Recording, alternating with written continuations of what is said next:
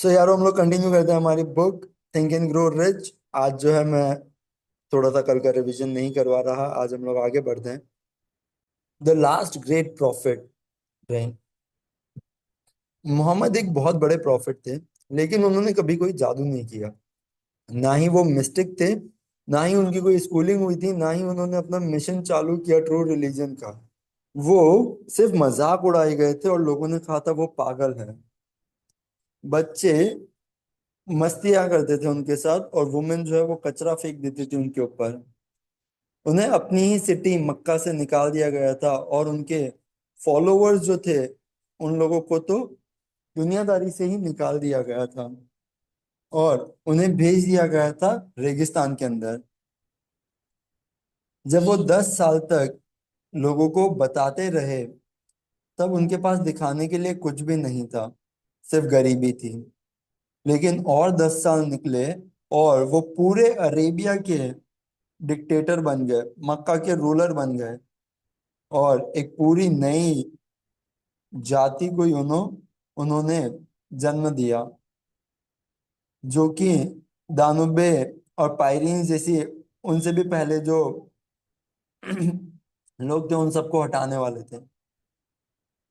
उनकी तीन ताकतें थी, वर्ड्स की, प्रेयर्स की और इंसान और भगवान की रिश्ते की, कि हम सब उन्हीं के बच्चे हैं।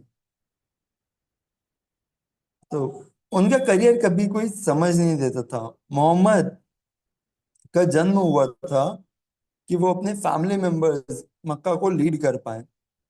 लेकिन मक्का, क्योंकि वर्ल्ड का क्रॉस रोड है और मैजिक स्टोन है उधर काबा, जो कि बहुत बड़ी सिटी है ट्रेड की और ट्रेड रूट्स की, वो इतनी ज्यादा अच्छी नहीं थी। वहां के बच्चों को रेगिस्तान के अंदर बोधिंस जो होते थे वो रेस करते थे, बड़े करते थे।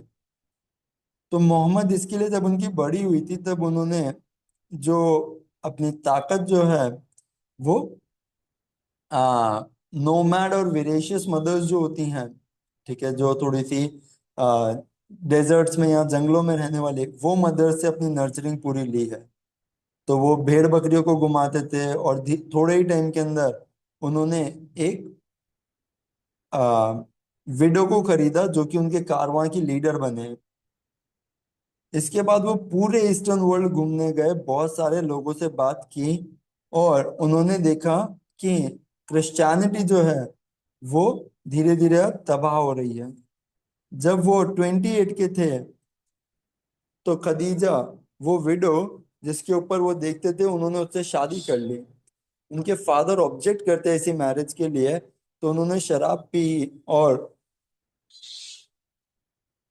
उन्हें उन्हें ही अकाउंटेबल कर दिया जब उन्होंने पेरेंटल ब्लेसिंग्स दी।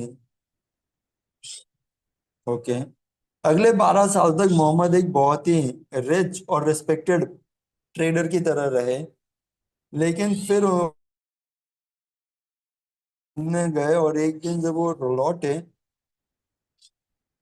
तो कुरान के पहले वर्ड्स के साथ लौटे और खदीजा को कहा कि आर्कएंजल गैब्रियल आया था और उसने उससे कहा कि उससे तो दुनिया का मैसेंजर बनना है। तो कुरान, जो कि भगवान का रिवील्ड वर्ड है, वो क्लोजेस्ट थिंग है मिरेकल के मोहम्मद की लाइफ में। ना तो वो पोएट थे, ना ही उनके पास शब्दों का गिफ्ट था, लेकिन फिर भी कुरान के जो वर्ड्स उन्होंने रिसीव किए और फिर उन्हें रिसाइट किया, वापस से बोला इतने फेथफुल से, वो इतने ज्यादा अच्छे थे कि कोई भी प्रोफेशनल पोएट उनके कंपैरिजन नहीं कर सकता था। उनके लिए शब्दों का गिफ्ट जो था वो सबसे बड़ा गिफ्ट था। पोएट बहुत पावरफुल था, लेकिन कुरान के अंदर सारे मेन जो है इक्वल है। वर्ल्ड जो है वो डेमोक्रेटिक स्टेट होना चाहिए, इस्लाम, ये पॉलिटिकल हायरार्की जो है, और प्लस मोहम्मद मोहम्मद की जो डिजायर थी कि पूरे 360 आइडल जो है उन सबको तबाह कर दिया जाए जो भी काबा के अंदर हैं, उसकी वजह से मोहम्मद को निकाल दिया गया था। वो तस्वीरें जो थी, वो मूर्तियां जो थी, वो डेजर्ट के काबा के अंदर लेके आए थे और उसी से ट्रेड होता था। तो बिजनेसमैन जो थे काबा के, जो कैपिटलिस्ट थे, थे। उन लोगों ने मोहम्मद के ऊपर ये पूरा काम डाल दिया। और फिर वो और फिर वो आगे गए और उन्होंने और फिर वो आगे गए और उन्होंने पूरी दुनिया के लिए एक सोवरेनिटी डिमांड की। इस्लाम का राइज बढ़ने लगा और डेजर्ट के अंदर एक दिन एक बहुत बड़ी फ्लेम उठी जो खत्म ही नहीं हो रही थी। एक डेमोक्रेटिक आर्मी फाइटिंग की तरह आई और वो मरने के लिए तैयार थी बिना डरे।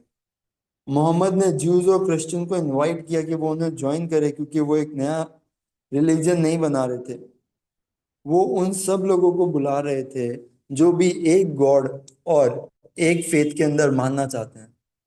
अगर ज्यूज और क्रिश्चियन ने उनका इस्लाम का इनविटेशन कौन एक्सेप्ट कर लिया होता तो उन्होंने पूरी दुनिया को कॉन्कर कर लिया होता, लेकिन उन्होंने किया नहीं। उन्होंने मोहम्मद का इनविटेशन जो है एकदम भी एक्सेप्ट नहीं किया। जब दोनों आर्मीज जुर जब मोहम्मद की आर्मी जेरूसलम पहुंची तब कोई भी एक जना मारा नहीं गया था, क्योंकि उनका फेथ था। जब क्रूसेडर सिटी के अंदर एंटर किए सालों बाद, कोई भी एक मुस्लिम मैन वुमेन या बच्चे को छोड़ा नहीं गया। लेकिन क्रिश्चियन ने एक मुस्लिम आइडिया अपनाया और प्लेस ऑफ लर्निंग यूनिवर्सिटी बनाई। तो मुझे जो चीज समझ आई कि मोहम्मद के पास रिसोर्सेज नहीं थे, लेकिन फिर भी उन्होंने जो है सबसे बड़ा एम्पायर बना दिया था। एंड यही उनकी वो थी, काइंड ऑफ बोल सकते हैं कि यूनिक चीज उनको उनकी लाइफ में यही एक मिरेकल था जो वर्ड्स मिले। बट उन्होंने परसिस्ट किया, शायद यही एक लिंक होगा। ये ऐसे आरो करे हमारा मनी मैनिफेस्टेशन। आराम से पहले 3 गहरी सांसें।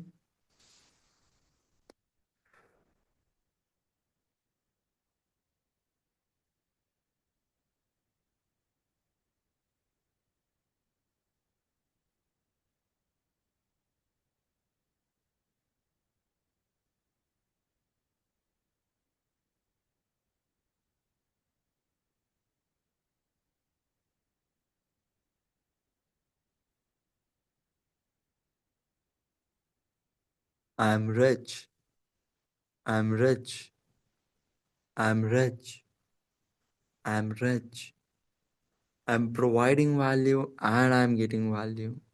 I'm providing value and I'm getting value.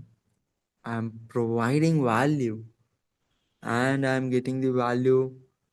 Wow. I think like a rich person. I walk like a rich person. I feel like a rich person. And not just in words. I act. I integrate myself with that mindset. I'm rich. I'm rich. I'm rich. I'm rich. Wow.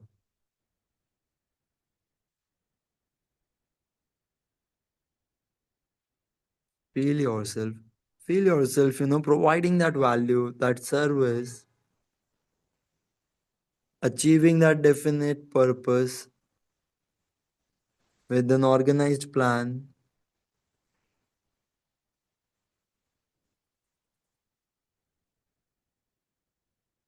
Wow. Wow. Everything is working out in your favor. Universe is just helping you. Feel yourself. Feel all the good things happening to you. Wow. I'm rich. Thank you, universe. Jai Shri Krishna.